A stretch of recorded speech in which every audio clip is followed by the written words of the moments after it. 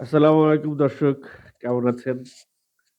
নিশ্চয়ই আমাকে ভুলে যান নাই। It's been a long, long time আপনাদের সঙ্গে আড্ডা দেওয়া হয় না।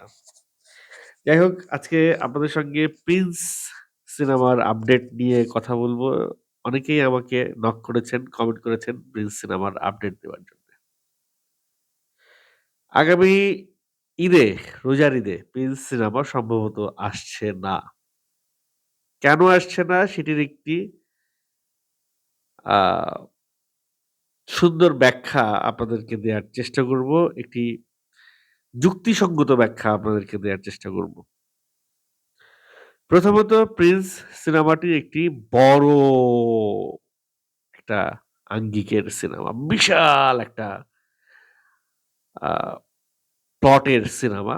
বিশাল একটা আয়োজনের সিনেমা। ধরে নিচ্ছি 'প্রিন্সের' সিনেমার শুটিং এর আয়োজনটা তারা কমপ্লিট করতে পেরেছে। কিন্তু শুটিংটা সম্পাদনটাও একটা বিশাল আয়োজন। মার্চের ১৭ তারিখে রোজার ঈদ, জানুয়ারির ২ তারিখ শেষ। আর হিসেবে আমাদের কাছে আছে ২.৫টি মাস। 'প্রিন্স' যেই মাপের সিনেমা তাতে ৩০ দিন টানা শুটিং করা সম্ভব নয়। অনেক অ্যারেঞ্জমেন্ট আছে, অনেক হ্যাসেল আছে। একটু ব্রেক দিয়ে সিনেমাটা করতে হবে।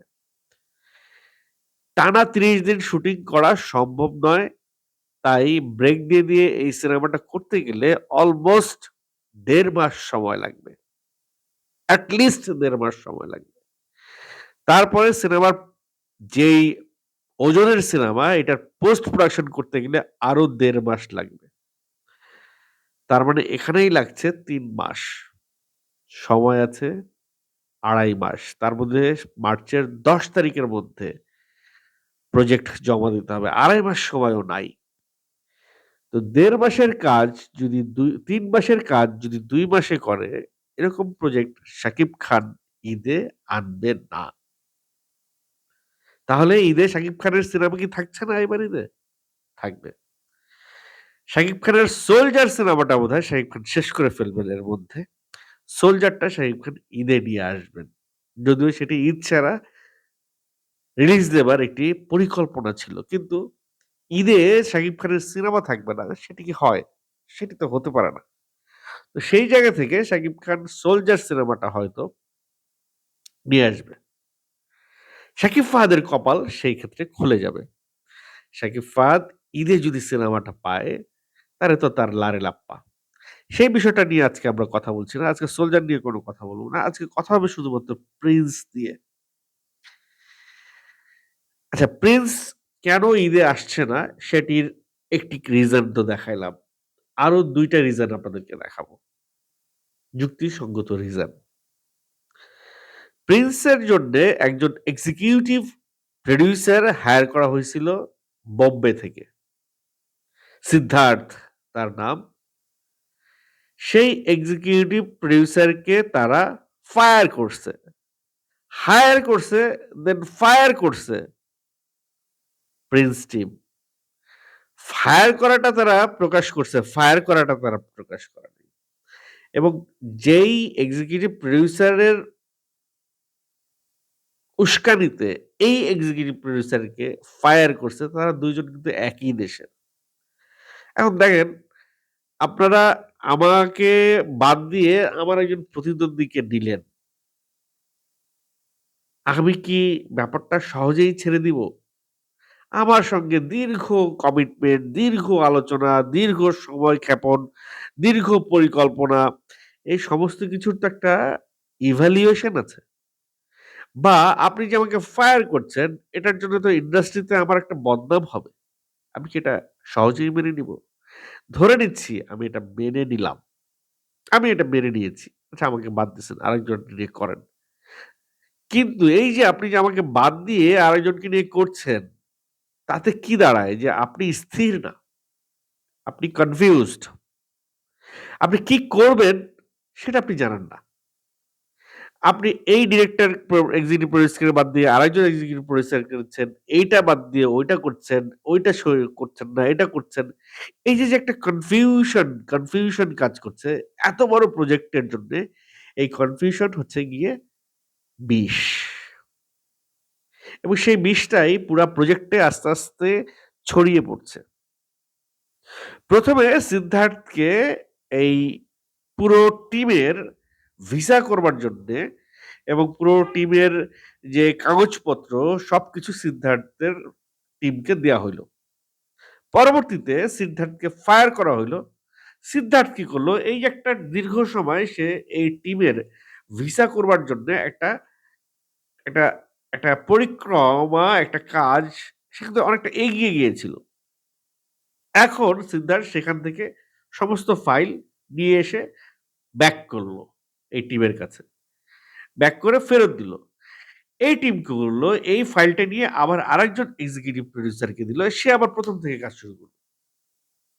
তাহলে আবার এদের ভিসা সংক্রান্ত যে বিষয়গুলো ছিল, সেই ভিসা সংক্রান্ত বিষয়গুলো করার জন্যে আবার ৩ থেকে ৪ মাস সময় লাগবে। যেই সময়টা প্রিন্স টিমের কাছে নাই। যদি রোজার ঈদের আগে সেটা শেষ করতে চায়।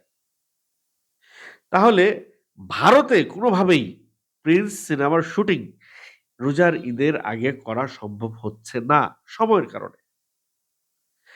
ভারতে যদি এই সিনেমার শুটিং করতে না পারে তাহলে অপশন কোথায়?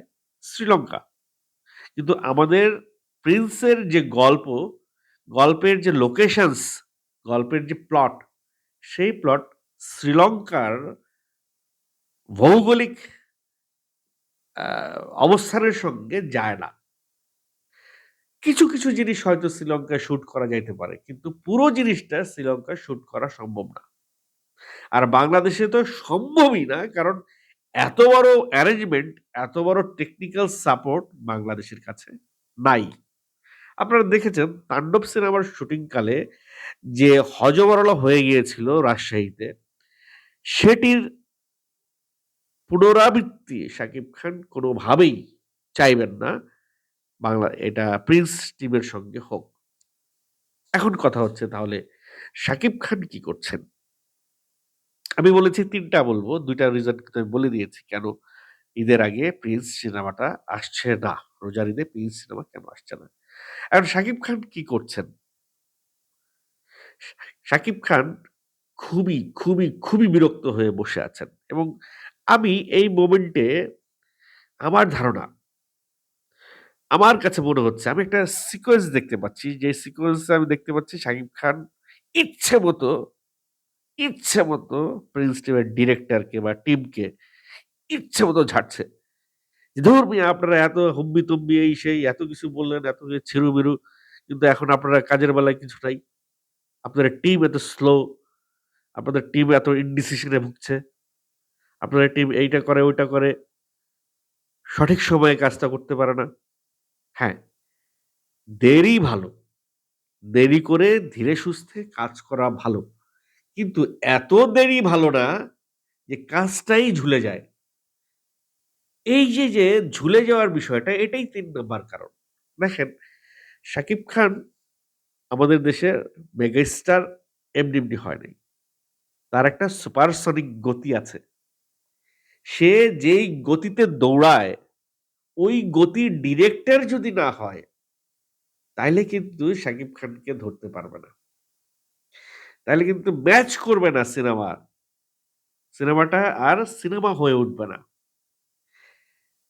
আবু হায়াত মাহমুদের যে স্পিড, এই স্পিডে শাকিব খানের সঙ্গে হবে না।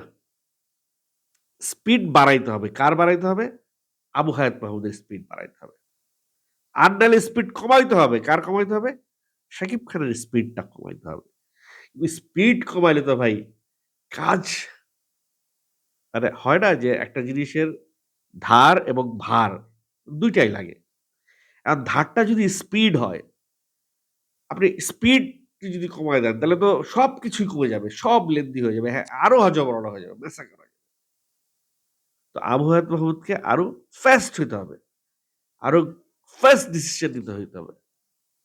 এর মধ্যে আরো একটা বিষয় মানে ইন্টারনাল আরো অনেক কিছু আমি জেনেছি। সবকিছু আপনাদেরকে বলব না। বলা ঠিক হবে না।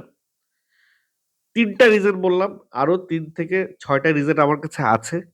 কেন 'প্রিন্স' সিনেমাটা রোজার ঈদে আসছে না।